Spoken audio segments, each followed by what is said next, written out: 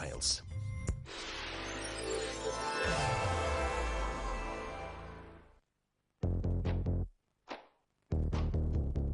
I want to know that there are hearts in the bank, so there's one for me. This teenager needs a new heart. Without it, he will die. The Welsh Government says it has a plan to help, but will it work? If something's working, and it is in Wales, why break it? Well, I don't think it's unrealistic to expect that we will get more organs available for transplantation with this system. Tonight, we hear the despair of those who have no option but to wait. The worst thing is what you're praying for is someone to have an accident, which is probably a bad thing to do as well, because you're praying for someone's misery. And those who've given. They'd said that he hasn't really got a chance. And so the consultant had then said, will you donate? Would you like to donate his organs? And those who doubt a new law will save more lives. It's ill-considered, and it's not going to deliver the additional organs which the patients are waiting for.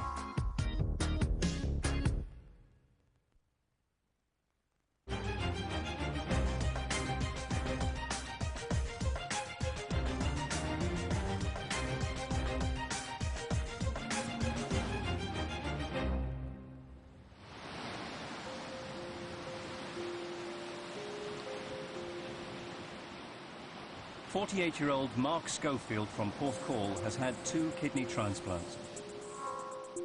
Week in, week out, first met the former surf champion 5 years ago. His first transplant had failed, and he was waiting for another.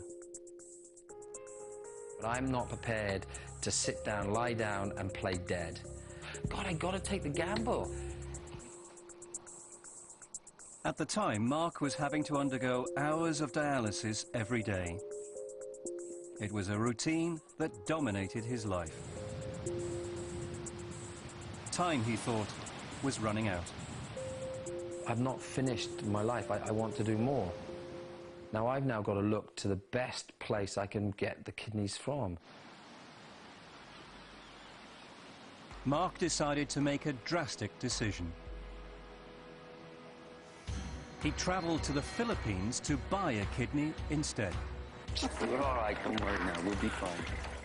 Today he finds the programme and those memories hard to watch. You know, it makes me think how desperate I must have been, mind, for sure. That was pretty scary though, that being on that machine over there. Funny enough, now I look at it and I'm quite scared for him. I'm quite, you know, I'd be worried now about that because of where it is and stuff, and yet at the time it didn't worry me at all because I didn't think I could have it here, so it was, there was the best thing. In his case, there simply weren't enough kidneys available through voluntary donations. He believes the current system is loaded against consent. If you have a question you're not sure about, just say no, it'll be fine. And that's what we do. That's our nature. If in doubt, don't do it. The current system of opting in means that those who want to donate their organs after death make an individual decision to sign up for the organ donor register. More than 30% of people in Wales are on that donor list. But those who aren't registered can still have their organs donated if their families agree. Seeking approval for that consent is the job of the organ donor team. The first part is to actually explain to them that your loved one has died or there's no hope of recovery. They need to very much accept that there is no hope of recovery before broaching that subject, and that's perhaps where some clinicians go wrong and why families say no, because they haven't actually accepted death at that point. Once the family have accepted that their loved one isn't going to get better or that they've already died, it's only then that we start to broach those issues. And really you would frame it in terms of, you know, did they ever express a wish regarding organ donation? We also can check the organ donor register, which may help to inform that decision. It's quite clear that being on the organ donor register is valid legal consent. But the family are a very important safeguard in all of this. At present, the family of the potential donor has the right of veto, which means that organs can't be taken without their consent. 35-year-old Becky Kelly from Prestatyn has been faced with just such a decision. Her 18-year-old son, Anthony, died in March this year. Well, he'd gone to a nightclub with his friends, and he was coming back in a taxi, and he had an argument with his friend in the taxi.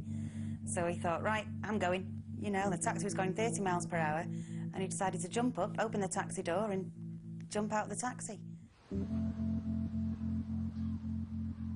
I sat in A&E, and then a consultant came out to me and told me that he'd had a serious head injury, and they'd contacted Walton, which is a specialist hospital, and they'd said that he hasn't really got a chance. And so the consultant had then said, will you donate? You know, would you like to donate his organs? Well, it was shock. I mean, I was so shocked when they told me about this accident, and, you know, I couldn't even think straight, except the fact that my son had said he wanted to donate his organs. The memory of that conversation with Anthony made Becky's decision easier. He joined the army when he was 17, so he always wanted to be a hero. And he loved the army. But 4 weeks before he passed out, he decided to leave and come home, and there was a job lined up for him. It was the army that actually pushed him to want to donate, but then even, after he'd come out of the army, he still wanted to donate. For Becky, the current system worked. But latest figures show that 45% of families in the UK who are asked to donate their relatives' organs declined. There's a degree of questioning around, can I ask why you've said no? And it might be because it might be built on myth. I don't want my son cut up into different pieces. I don't want there to be a delay in the funeral arrangements. That's why I'm there, to provide the correct answers to any questions that may come up. If the answer is still no, then that family have to live with that decision. If somebody's carrying a donor card and the family's still saying no, what's the dilemma that leaves you with? That's a difficult conversation because obviously that patient has expressed their wish. They may have put themselves on the organ donor register, or they may carry a card. And that presents us with a tough conversation. But ultimately, that family have to live with their decision. And if they would find it easier to not go ahead with organ donation and live with that, rather than feel like they've gone ahead with something that they're not comfortable with, then it's a real shame, but it's something that we'd have to live with. 41 people died in Wales waiting for a transplant in the past year. The Welsh Government wants to increase the number of donors by changing the system to a soft opt-out. Under the new law from 2015, everyone in Wales will be treated as a potential donor unless they opt out. So if you're over 18, have lived in Wales for more than 6 months, your organs will be automatically available for transplant after you die. Under the new proposed system, you can opt in, and very similar to the situation that we're in now. Additionally, you'll also be able to opt out, and both those are what we would term expressed consent, either to opt in or to opt out. But there'll be a group in the middle who haven't expressed their view or their choice either way, and in that group of patients they will have deemed to have consented and be willing to donate their organs. It's claimed that 15 new donors would become available under the new system, saving many more lives through multiple transplants. Wales will be the first country in the United Kingdom to introduce this new approach. Around 300 people in Wales are on the waiting list for a transplant at any one time. Mark was waiting for 4.5 years. In the end, he felt he had no option but to try and buy an organ. I didn't think it was going to happen, so it was sort of, this was my last roll of the dice, really. But the transplant he wanted in the Philippines was called off at the last minute because the organ wasn't a suitable match. Mark and his wife Jane had to give up and return to Wales, back to a life on the transplant waiting list.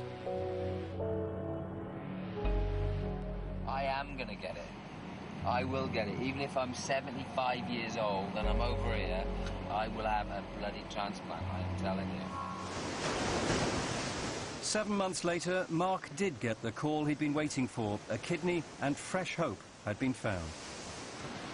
The transplant was successful, but despite that, Mark has been warned it will fail in future, and he may have to go back on the waiting list. you know, you always live, even when you've got one, you always live.